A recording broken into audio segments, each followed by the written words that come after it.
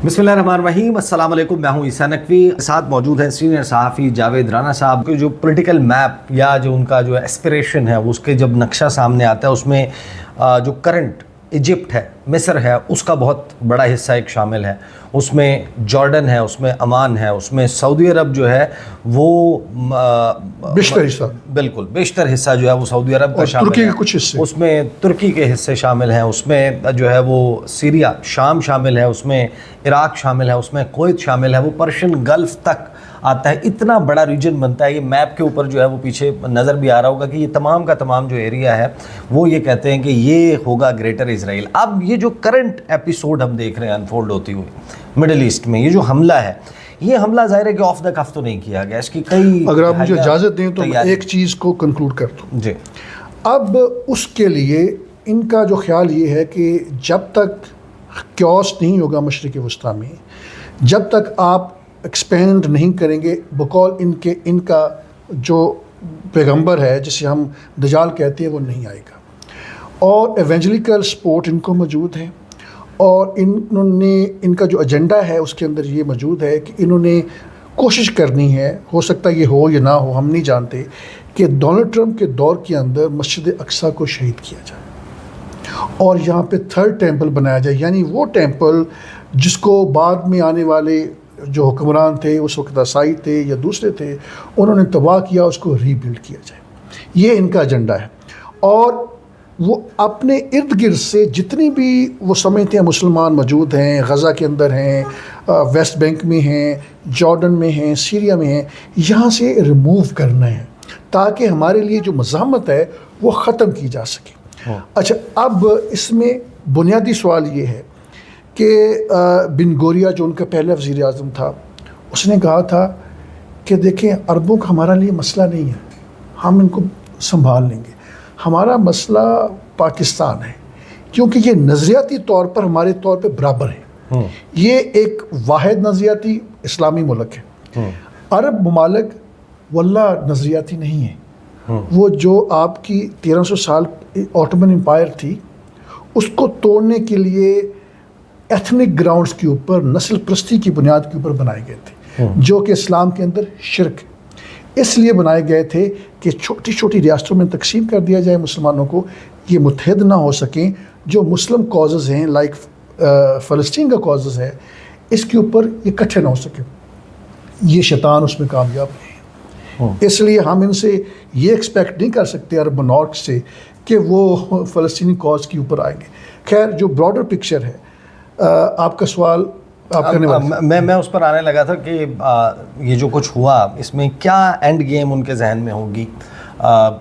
जंग का आगाज़ कर दिया, ऑफ द कफ तो नहीं हुआ, इसके लिए तैयारी की गई, कई दिहाइयाँ इसके ऊपर सोचा गया होगा कि आखिरकार ये जो जंग है, ये जो हमला है जिसका आगाज़ अब हुआ, और उसके लिए बड़े वाज़ेह इंडिकेशंस थी। हेलफायर मिज़ाइल जो हैं वो जितनी बड़ी तादाद में दिए गए, अमेरिका ने जिस तरीके से मिडल ईस्ट से अपने ट्रैवल एडवाइजरीज़ जारी की तो उनके इल्म में था। उन्होंने अपने जो डिप्लोमेटिक स्टाफ है उसकी मूवमेंट को रिस्ट्रिक्ट किया, स्केलेटन स्टाफ छोड़कर बाकियों को वापस बुलवा लिया। तो ज़ाहिर है कि जब इतनी प्लानिंग के साथ इसका आगाज़ किया है तो इसका कोई एंड गेम भी जहन में होगा। क्या इसका एंड गेम ईरान में रजीम चेंज है, या इसका एंड गेम उनके जहन में रीड्रॉ करना है बॉर्डर्स को, या इससे अलावा कोई चीज़ है, या सिर्फ वाहिद वो जो बात on the face of it की जा रही है कि हमने ईरान की न्यूक्लियर बॉम्ब बनाने की सलाहियत को जो है वो उसका ख़ात्मा करना है। ये है एग्जैक्ट एंड ऑब्जेक्टिव क्या है? देखें, अब एंड ऑब्जेक्टिव जो है अब तो दुनिया को पता चल गया है। अब मगरब के अंदर भी ये बात बहुत ओपनली और मेन स्ट्रीम की जाती है कि ये मजहबी जंग है, मजहबी बुनियादों पर लड़ी जा रही है, और ग्रेटर इज़राइल के ऊपर वाली जो बात है वो सबको पता है।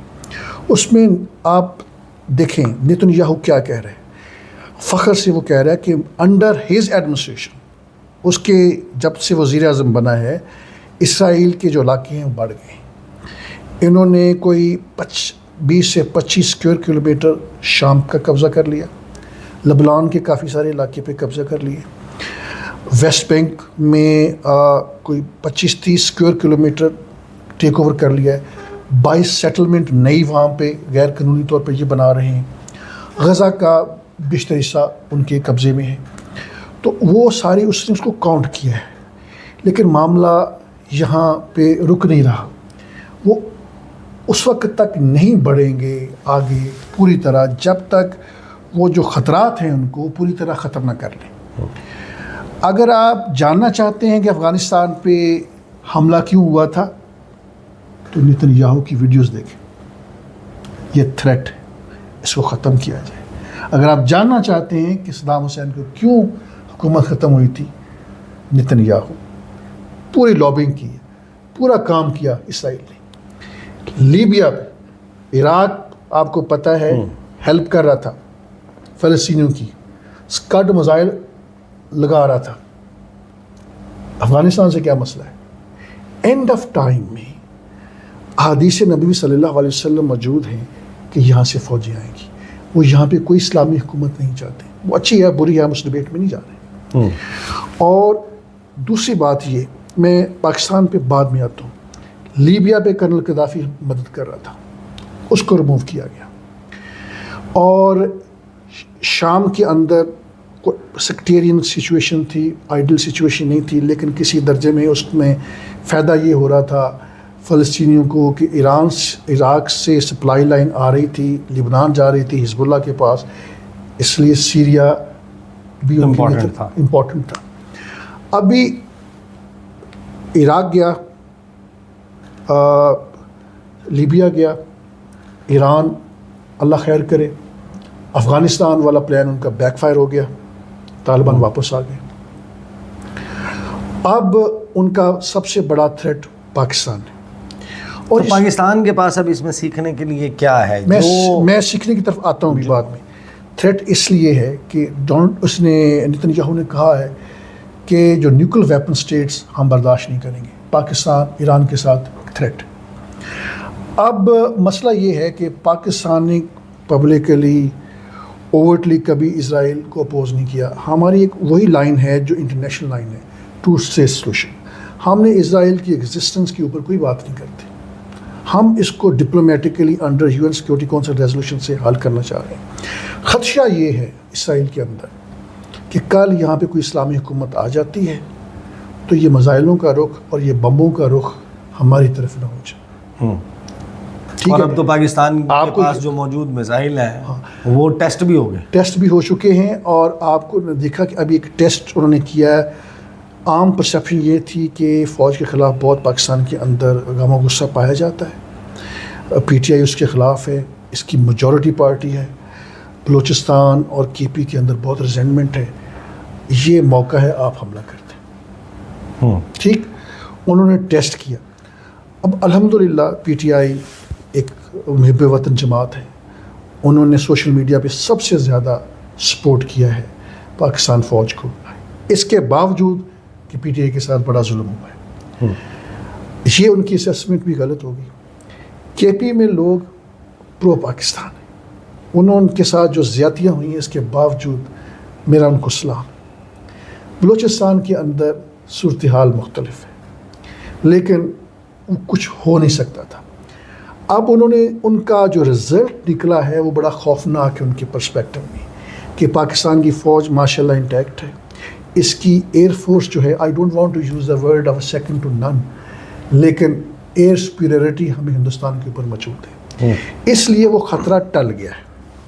اسرائیل کا طریقہ واردات یہ ہے کہ ان کی پلاننگ دہائیوں کے اوپر بنیاد کرتی ہے. لیکن یہ جو پلاننگ سامنے آئی کہ جمعرات اور جمعے کی درمیانی شب جنگ کے پہلے 4-5 گھنٹوں میں بالکل آغاز میں ایسا لگا کہ جیسے انہوں نے تو تباہ کر کے رکھ دیا.